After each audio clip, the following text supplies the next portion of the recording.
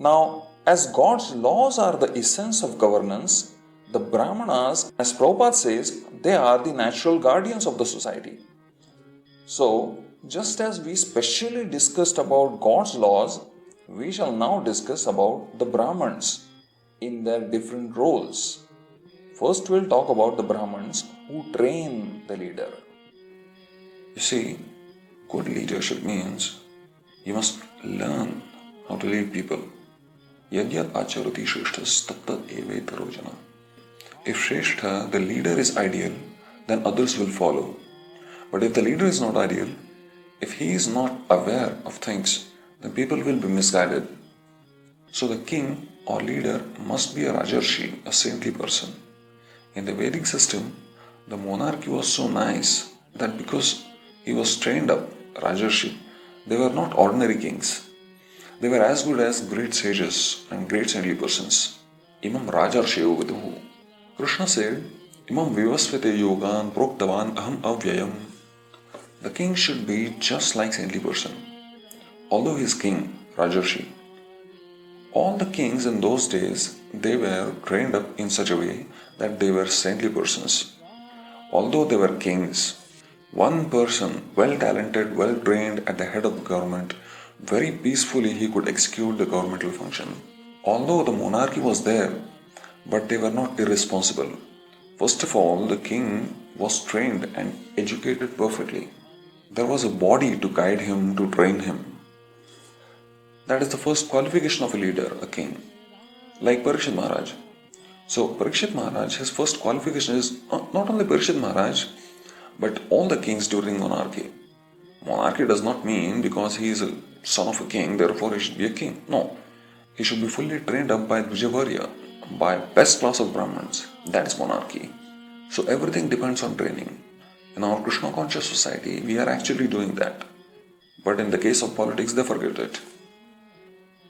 Prabhuji, who should train him? Who will train the king? It is said that Tatah Parikshit Dvijavarya Shikshaya. He was educated and trained up by best class of Brahman, not by Shudras. Shudras training what he can become. He can become a rascal, that's all. The training was entrusted to first class Brahman. Well, what are the qualities of the training Brahman? So he was trained up by first class Brahman. Tadhau Parikshit Dvijavarya Shikshaya Mahim Maha Bhagavata Sheshasaha. The training was entrusted to the first class Brahman, who is himself trained up to speak truth, Satya Kshamodama, to remain clean, to become very simple in habit, to become master of knowledge and practical application. Such person should be trainer, should be the teacher. First of all, the king was trained and educated perfectly. Therefore, it is called Dvijavarya Shikshaya. Dvija, the twice born Brahman. And again, it is added with another word, Varya. Varya means the first class, not third class. First class man. Dvijavarya Shikshaya, they used to teach.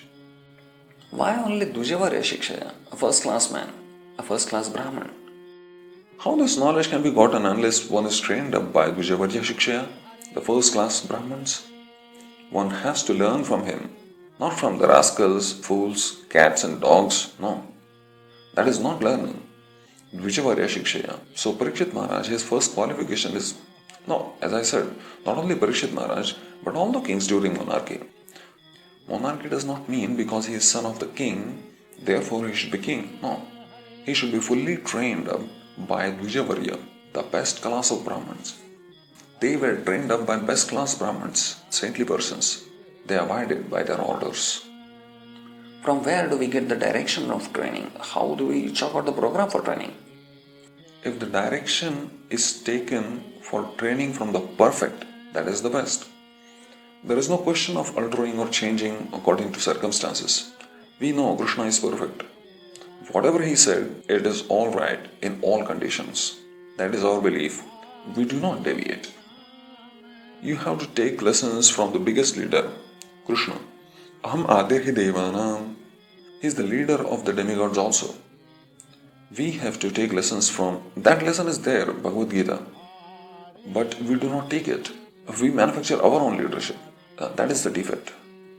Oh, what is that turning process?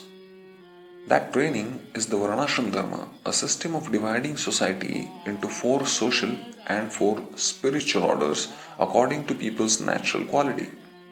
Divide the society according to quality and train people in the principle that everything belongs to God and should be used in the service of God.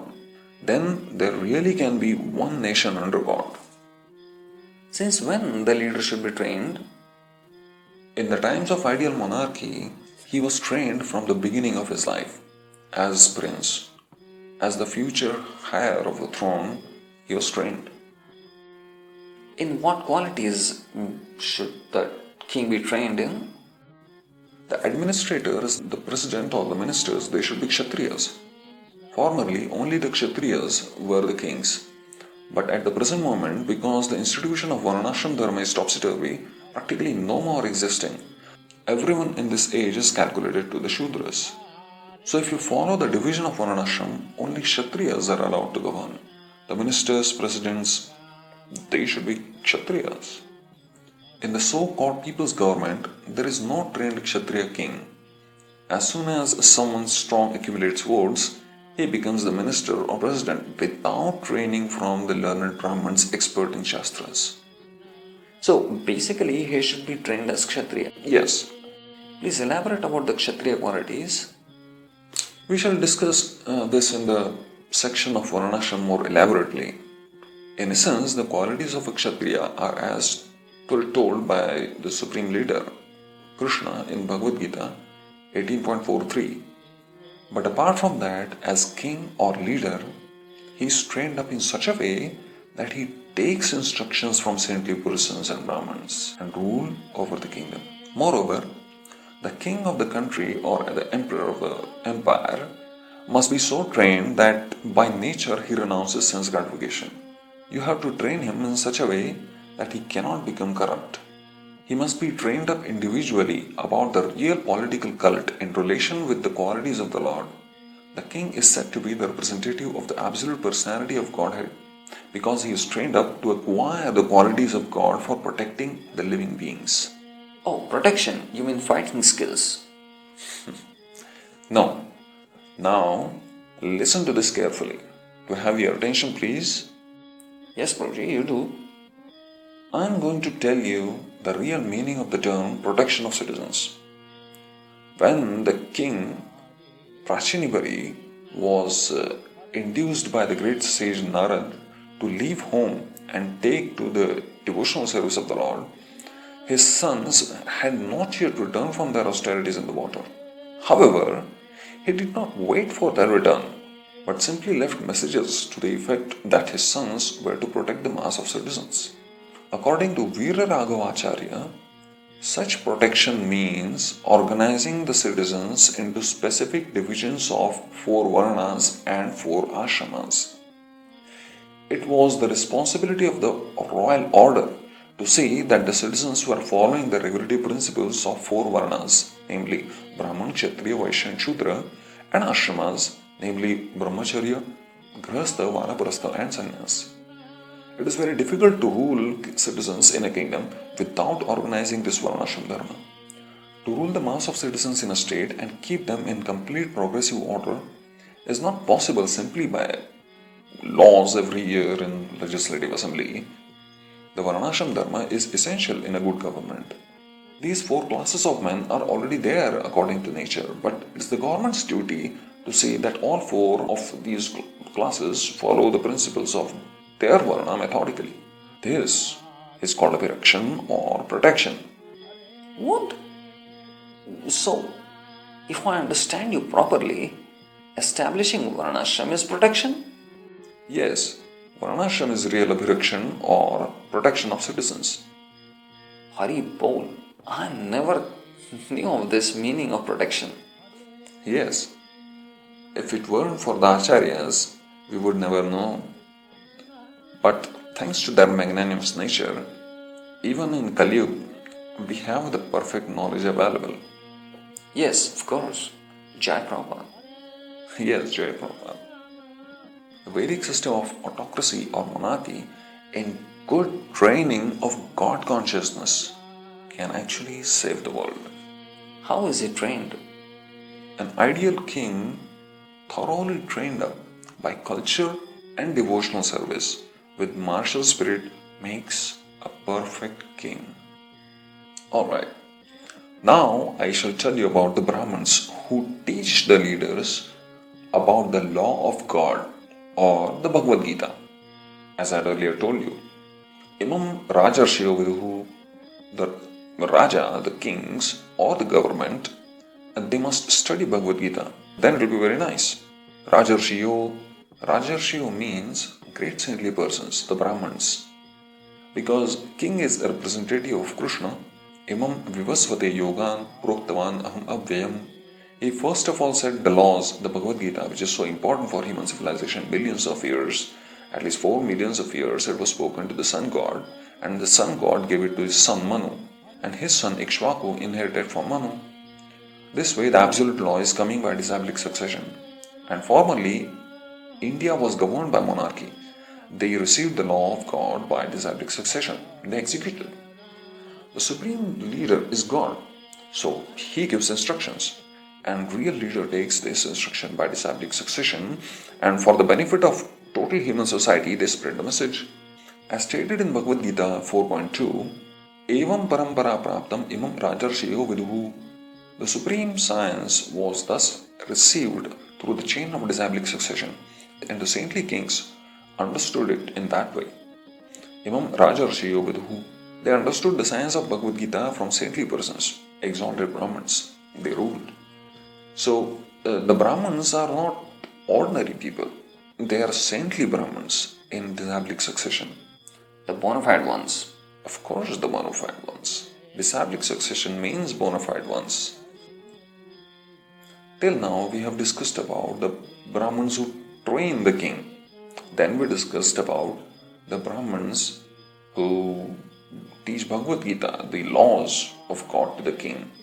Now we will discuss about the Senate or the advisory Brahmins to the king. Now, first of all, the leader must accept the authority of the saintly Brahmins and then rule. According to the Vedic civilization, in a monarchy, the king is advised by saintly persons and sages. By taking their advice, he can become the greatest executive power, and everyone in his kingdom will be happy, peaceful, and prosperous. The great kings were very responsible in taking the instructions given by great saintly personalities. The kings used to accept the instructions given by great sages like Parashara, Vyasadeva, Narad, Devala, and Asita. In other words, they would first accept the authority of saintly persons and then execute their monarchical power. A king like Maharaj Yudhishthir had no ideology of his own. He had but to follow the instructions of the infallible Lord and the Lord's representative and the authorized agent Bhishmadev. It is instructed in the Shastras that one should follow the great authority and the infallible Lord without any personal motive and manufactured ideology. So, the Rajarshi, they would take instruction from superior authority, Brahmins and Vaishnavas, and they will accordingly rule over. They would rule on the permission of sages like Narada. The monarchy was not a cheap thing. The king was as good as Rishi. Therefore, they are called Rajarshi. The king was to rule over the citizen on the permission of the great sages, just like Narada, the Devarshi. He used to visit Maharaj Parikshit, similarly other kings. So actually, the Brahmins, they were ruling, and the king would execute his duties as servant of the Brahmins. I see. Yes, Sainyapathyam cha rajam cha danda netrutvam cha sarvalokadhipatyam cha veda shastra vidarhati. The king, as the administrator of the state, executed his duties as a servant of the Brahmins. It is clear, therefore, that a person who is not well versed in the Vedic instructions, Veda Shastra with, he should not run for election as president, governor, etc.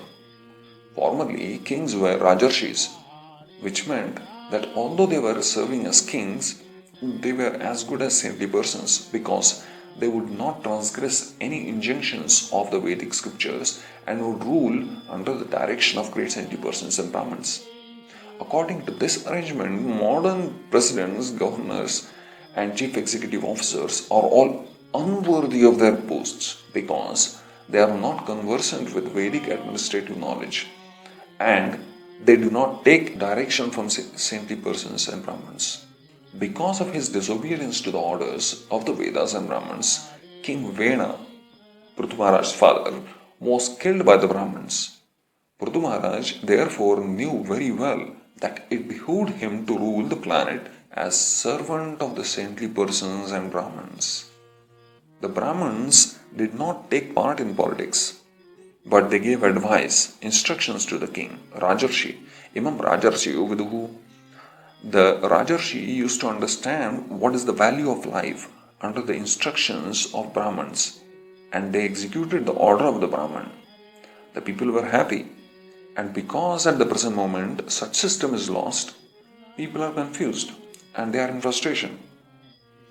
Actually, the Brahmins, they were controlling the state, but not directly, not sitting on the throne, but giving the king good advice according to Shastra that you rule over like this. This is the process. And the king would abide by. Although the monarchy was there, but they were not irresponsible. First of all, the king was trained and educated perfectly. Therefore, it is called Dvijavarya Shikshaya. And I already explained Dvija, the twice born. And again, it is added with another word, Varya. Varya means the first class, not third class. First class man, Dvijavarya Shikshaya. They used to teach, they used to advise. And if the king was worthless, sometimes they would kill the king. And next son, his son would take possession.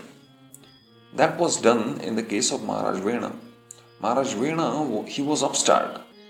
So his father became so disgusted, tried to reform him in so many ways, but he could not be reformed.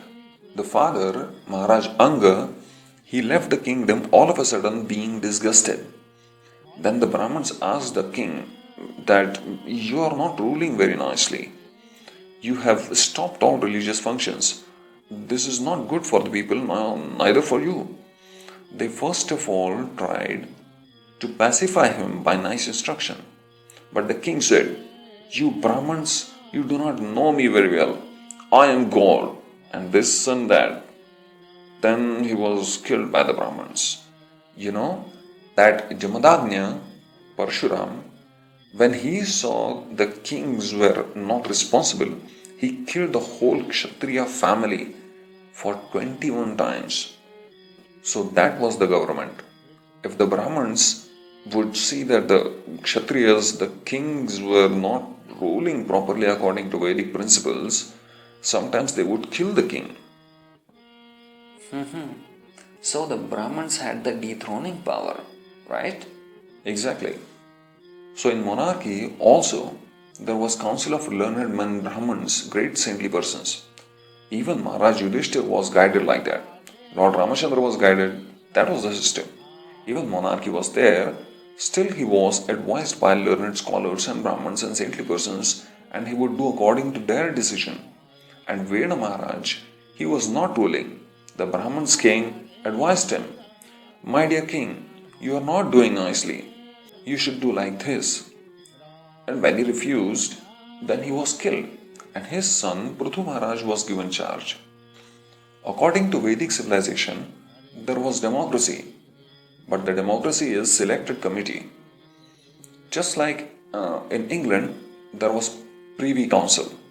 So selected body of learned Brahmins and sages, they were guiding the king, and the king himself was properly educated how to rule over under the religious principles. He was trained from the beginning of his life as prince. As the future heir of the throne, he was trained, and at the same time, He was guided by a council of learned Brahmins and sages. They were looking over the activities of the king. As soon as there was some mistake, they will see. And there are instances whenever there was a bad king, they were dethroned. Not for political purposes. He was dethroned, but his son was on the. Just like Ramachandra did. Ramachandra killed Ravan, but he never occupied the kingdom. His brother Vibhishan proved to be faithful. He was enthroned. India was ruling all over the world. The emperor was in India, and the kings of the different states, their families was. So there was no rebellion. And in every state, a king was trained in the same process, guided by a committee of learned Brahmins and sages. How perfect this monarchy is! And why the Brahmins are selected to guide? Because they have got full Vijnana, Jnana Vijnana Astikhyam. Therefore, So, what are the qualities of an advising Brahman? Dvijavarya Shikshaya. Rajarshio means great saintly persons, the Brahmins. They should give the government advice. Kings like Maharaj Parikshit and their council of advisors and the members of that council were either great sages or Brahmins of first order. They did not accept any salary, nor had they any necessity for such salaries. The state would get the best advice without expenditure. They were themselves samadarshi, equal to all, both man and animal. They were not politician, diplomat, but they were all saintly persons, knew very well the Vedas, and they used to guide the monarch. Therefore, the monarch is absolute governing body. The ministers were helping, but the king was educated by Krishna said, direct instruction. As Krishna said, Imam Vivasvate Yogan Proktaman. They had got full Vijnana, Jnana Vijnana Astikhyam.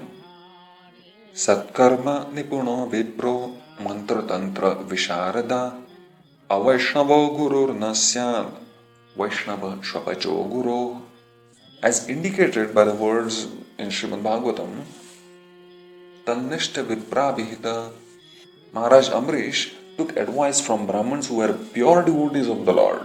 For ordinary Brahmins who are merely learned scholars or expert in performing ritualistic ceremonies are not competent to give advice.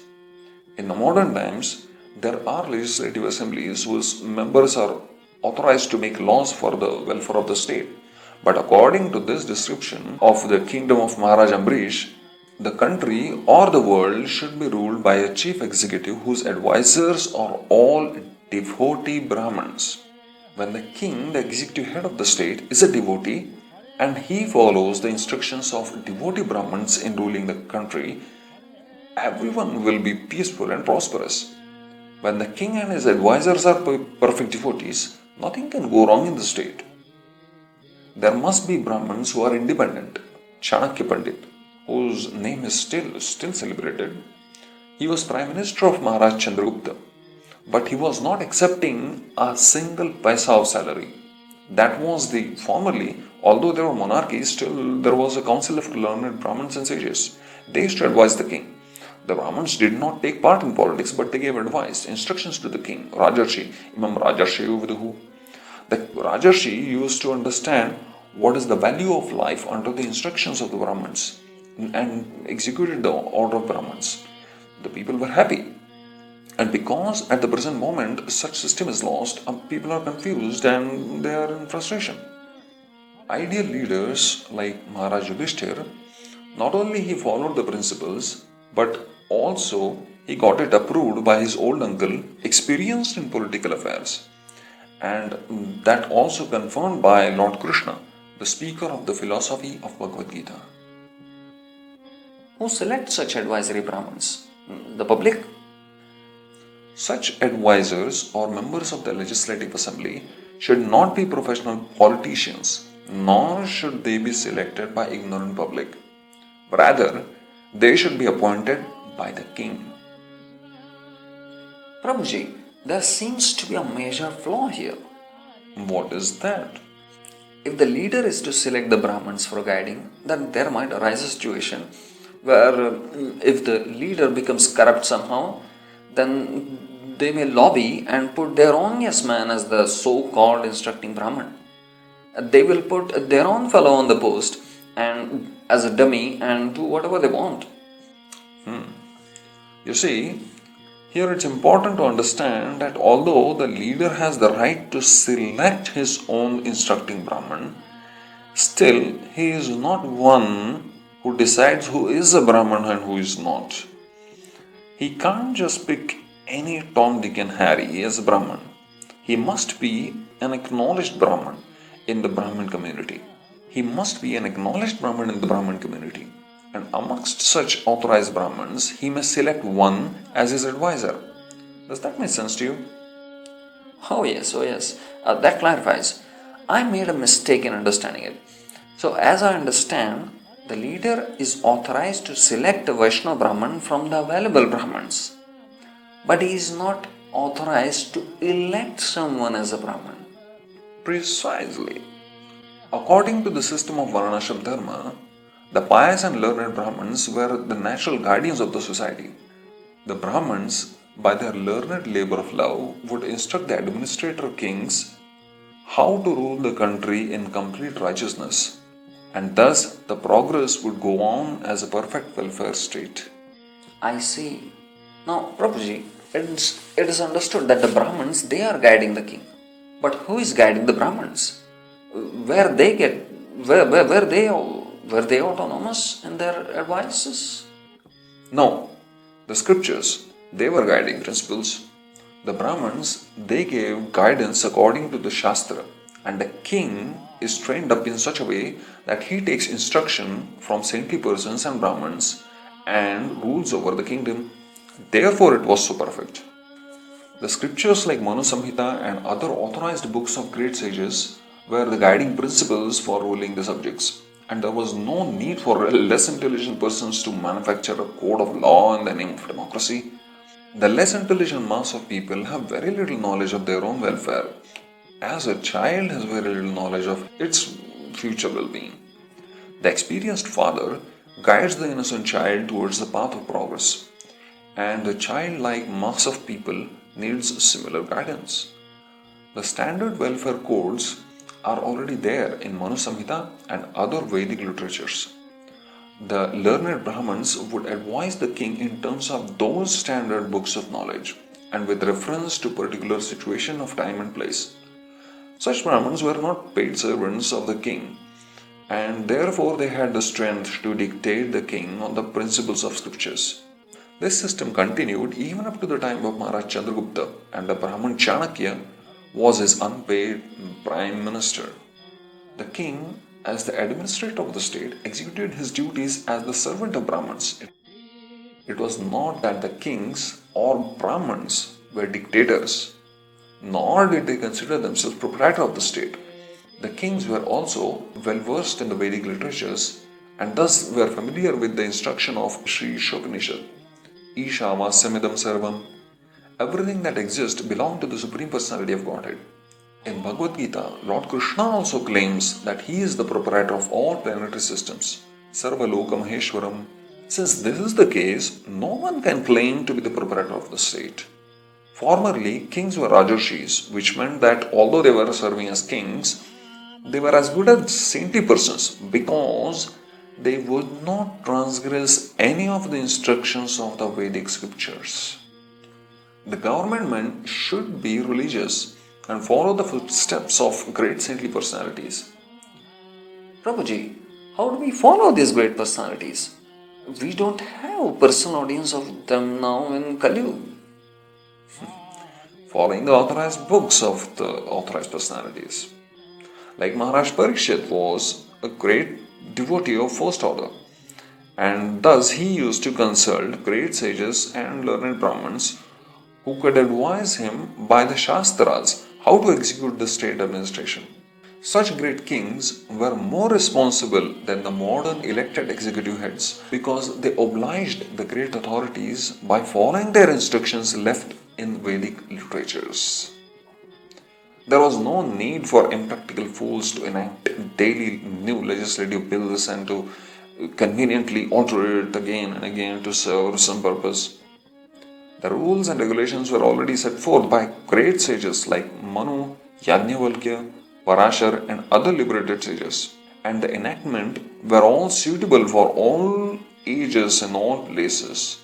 Therefore, the rules and regulations were standard and without flaw or defect. Formerly, although the kings were autocrats, they strictly followed the principles laid down by great sages and saintly persons. There was no mistake in ruling over the kingdom, and everything went perfectly. Actually, people will be happy when a trained leader, whether a monarch or a dictator, takes control of the government and rules people according to standard regulations of authorized scriptures. Basically, leadership is already there in Krishna. Just like Arjun is learning from Krishna. So if you learn from Krishna, you become perfect leader. But we do not take Krishna's instruction. We manufacture our own ideas. That is the failure. Otherwise, in our country, so many learned sages, especially Krishna is there, and their books are there, their instructions are there. We do not take them. Still, we become leader. So what kind of leading? He is imperfect. He cannot lead. Then there will be some mistake and chaos. Prabhuji, there are so many contradictions in man-made laws, but there are no contradiction in Krishna's laws. Yes, no contradiction. Our presentation of Krishna consciousness is like that. But Krishna says, as it is, there is no question of altering or changing according to circumstances. We know Krishna is perfect. Whatever he said, it is all right in all conditions. That is our belief. We do not deviate. If we want at all to end this anomaly of godless civilization, we must follow the principles of revealed scriptures like Srimad Bhagavatam and follow the instructions of a person like Shukadeva Goswami, who has no attraction for material gain. So basically, we follow God's laws. Of course, I already told that to you. What else can it be, Prabhu? What do you mean, what else? I didn't get it. Okay, tell me, what is that one thing that made you fall from the spiritual world down to the material world? The original sin, disobedience to God? Right. And how do we get back to the spiritual world back? Obedience to God. So that's exactly is the fundamental proposal. Obedience of God's laws. Oh yes, of course. Now I say, really, what else can it be other than God's laws? Of course. See, every living being, whether a man or an animal or a bird, thinks that he is free by himself. But actually, no one is free from the severe laws of God. The laws of Lord are severe because they cannot be disobeyed in any circumstance. The man-made laws may be evaded by cunning outlaws, but in the codes of the supreme lawmaker, there is not the slightest possibility of neglecting the laws. A slight change in the course of God-made laws can bring about massive danger to be faced by the lawbreaker. Such laws of the Supreme are generally known as the codes of religion under different conditions. But the principle of religion everywhere is one and the same, namely, obey the orders of the Supreme God, the codes of religion. The only way to get out of the entanglement is to agree to obey the Supreme. The statutory laws of the state are imperfect imitation replicas of religious codes. The secular state or the godless state allows the citizens to break the God's laws but restrict them from disobeying the laws of the state. The result is that the people in general suffer more by breaking the laws of God than by disobeying the imperfect laws made by man. Every man is imperfect by constitution under the conditions of material existence, and there is not the least possibility that even the most materially advanced man can enact perfect legislation. On the other hand, there is no such imperfection in the laws of God. If the leaders are educated in the laws of God, there is no necessity of a makeshift legislative council of aimless men. There is necessity of change in the makeshift laws of man, but there is no change in God-made laws. because they are made perfect by the all-perfect personality of Godhead. The codes of religion, scriptural instructions, are made by liberated representatives of God in consideration of different conditions of living. And by carrying out the orders of God, the conditional living being gradually becomes free from the clutches of material existence. And as I said, the Brahman community, the king would take their advice how to manipulate the political affairs of administration, and they would consult standard books like Manu Samhita. That is the law. Not that any rascal goes into legislative assembly and passes some law. In fact, if the king or dictator individually or the members of the government collectively cannot maintain the state or kingdom according to the rules of Manu Samhita, certainly their government will not endure. Really? Yes. I see. And with this, we at last come to the most obvious question with the most obvious answer. What's that? Whose books are the authority in ISKCON? Who is the Vaishnava Brahman in disciplic succession who teaches of Bhagavad Gita? Whose books are the guiding principles for us in ISKCON? Who is the ISKCON's guiding Brahman? Of course, Prabhuji, Srila Prabhupada. Of course, yes, Srila Prabhupada. According to the Vedic civilization, in a monarchy, the king is advised by saintly persons and sages. By taking their advice, he can become the greatest executive power, and everyone in the kingdom will be happy, prosperous, and peaceful. The great kings were very responsible in taking the instructions of great saintly persons. The kings used to accept the instructions of great sages like Parashar, Vyasadeva, Narada, Devala, and Asita.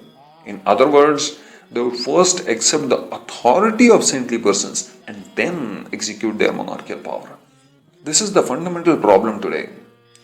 People don't accept the authority of a saintly person. Electing one rascal, rejecting him, electing another rascal and rejecting him. Because the candidates are rascals, the people have no alternative but to elect a rascal. They are thinking, by electing this rascal we shall be happy. Andha ethander upaniyamana. The people are blind and they are accepting leader who is also blind. What is the profit? If you are blind and you are led by other blind men, what is the profit? Both of you will fall down into a ditch. Therefore, if you want real happiness, you must accept the leadership of a man who has eyes. And whose eyes are open? The Gurus. That is explained in the Vedic literature. Om Ajnanatimarandasya Jnananjana Shalakaya Chakshur Unmilinam Yena Tasmai Shri Guruve Namaha. Everyone is blind in the darkness of ignorance. So it is the Guru's business to open their eyes, to help them see things as they are. That is the Guru's business. In our international society, Srila Prabhupada is holding the superior post. He is sitting on a chair and we are offering him garlands and the best food. Why? Because we see a perfect man whom we can follow. That mentality must be there. Everyone in the society must be able to say, yes, here is a perfect man. Let him sit on the chair and let us bow down and work like menials. You see, Prabhu, and this is the reason we in ISKCON accept the authority of Srila Prabhupada for all subject matters and follow him. True, very true. Otherwise, everyone will have their own opinion. But unless I have eyes, I can't guide them. I can't guide anyone. The best thing is to follow a person who has eyes. That's it. So we should follow Srila Prabhupada in all fields, even in administration and lawmaking. Yes. And Srila Prabhupada has given clear instructions about everything. All that we need to do is accept his instructions completely and apply them practically. Certainly. But what about the training Brahmins and the advisory Brahmins, the instructing Brahmins for ISKCON? Who are they? It all depends upon establishing Varnashram in ISKCON. Training some as qualified Brahmins and then they will be qualified to train like an advise Brahmins. But Prabhuji, without Brahmins, how will Varnashram come into existence? And without Varnashram, how will there be any Brahmins? It appears like a circular logic. How to resolve it? True. But for understanding the solution to this apparently tricky problem, You will first need to understand the spiritual science, the principles, and the term Brahman and Varnashram, which we shall discuss now. Alright.